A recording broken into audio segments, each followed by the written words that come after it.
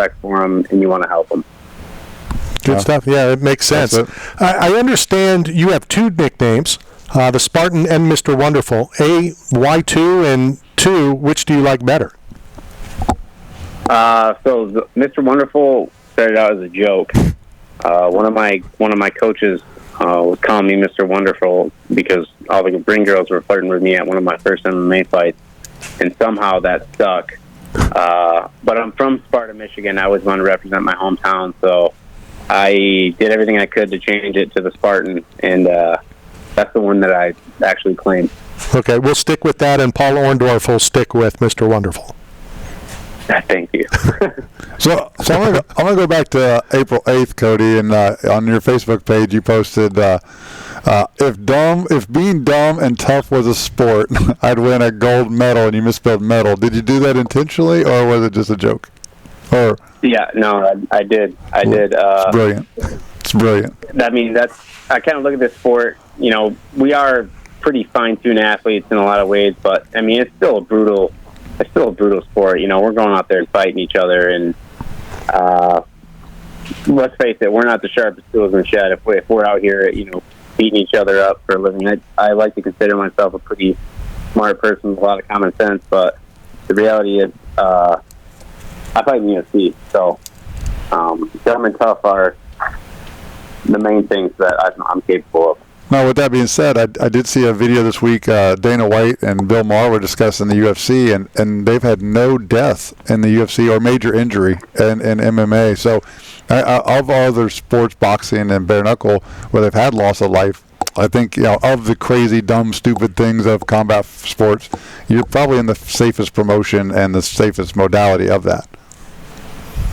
No, definitely. I mean, I boxed before I did MMA, and honestly, I didn't love boxing just because of all the headshots.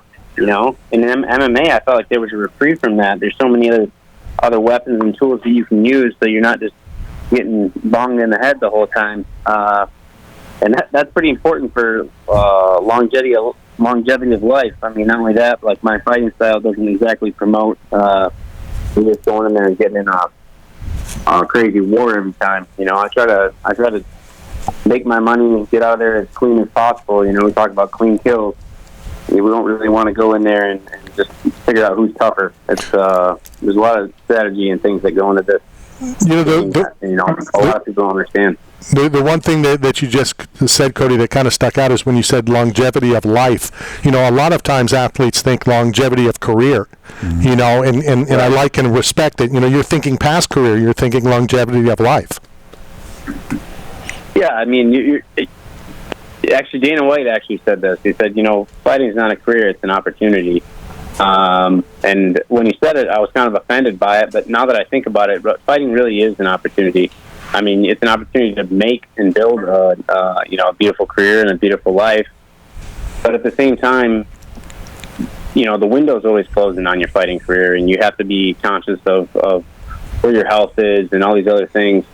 I mean, when you're going to the cage, I mean, you go in there, you know, I go in there with a mentality that I might not come out, and that's 100% okay with me. But, you know, on the day-to-day stuff, you know, you really got to train smarter, and the technology and the sport has evolved so much in the last, you know, since I started, that we really are, you know, kind of seeing the apex of fighting. People are getting a lot smarter. We're using a lot more science, you know, brain injuries and all these things. Like, it's pretty cutting edge in the UFC.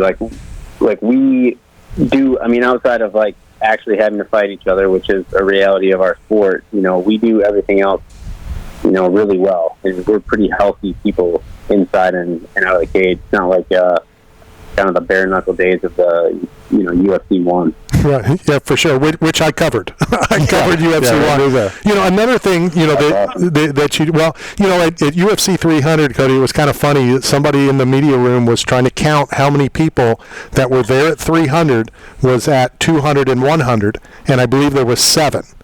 So 7 people that did 100, 200 and 300, and then I stuck up the finger, the one finger. I'm like, not the middle finger. I stuck up, you know, I covered 1, and the first one I attended to cover was 11.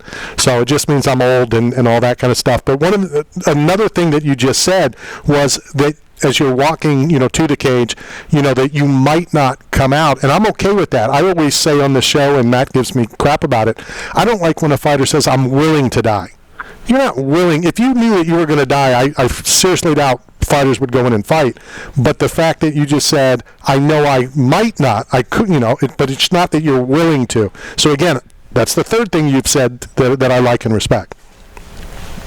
Yeah, I think the reality is that we know that we're coming out of the cage. I think if we thought there were only one guy was coming out, we'd want a little bit more money. I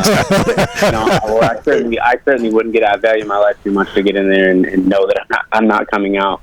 But yeah, I mean, there's a difference between what someone says, and like what their fighting mentality is, and what the reality is. Reality is like we know Saturday night, I might get banged up and end up in the hospital, but I don't think I'm going to be in a bag. Exactly.